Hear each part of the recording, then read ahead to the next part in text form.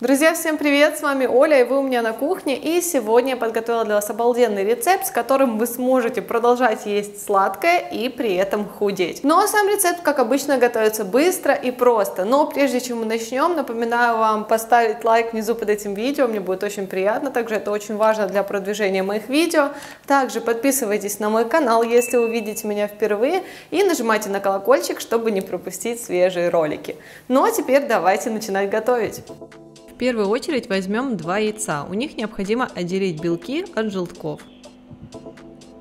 Желтки можно сразу отправлять в емкость, в которой будем подготавливать тесто, туда, где будем их взбивать. Теперь к желткам добавляем 1 столовую ложку кукурузного крахмала и 1 столовую ложку какао. Я беру обезжиренное какао. В качестве подсластителя добавлю пару капель сахарозаменителя Flour Drops от MyProtein с запахом ванили. Теперь перемешиваем, и у нас должна получиться такая густая паста. Взбиваем белки в пышную стойкую пену. А теперь объединяем обе массы. Плавно перемешиваем лопаткой, чтобы тесто у нас получилось однородным, но сохранило свою воздушность.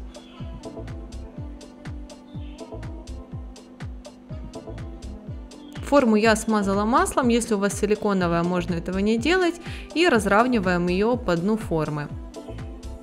У нас должен получиться такой тоненький корж. Выпекаем его при температуре 180 градусов примерно 15-20 минут до готовности.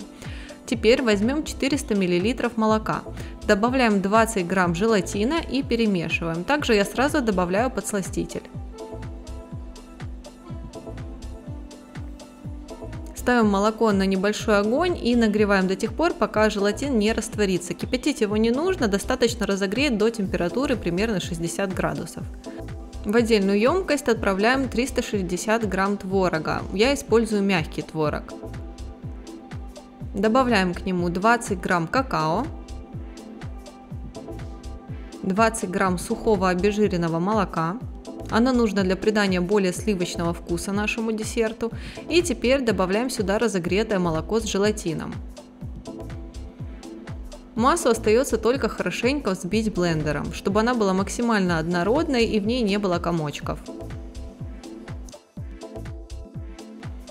Наш корж уже должен быть остывшим до комнатной температуры. Заливаем сверху массу и теперь форму отправляем в холод на несколько часов до полного застывания.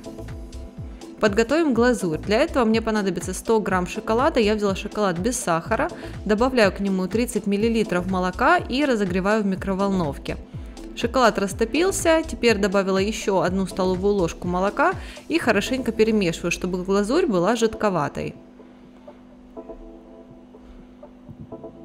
Теперь остается только покрыть наш десерт глазурью. Лопаткой равномерно распределите ее по поверхности, так как десерт у нас охлажденный, а глазурь будет сразу застывать, поэтому лучше сделать это максимально быстро. Теперь вы можете поставить десерт в холод еще на некоторое время, минут на 15, и этого будет достаточно, после чего он уже готов к употреблению. Получается очень нежный, шоколадный, я думаю, те, кто любит шоколадные сладости, точно его оценят.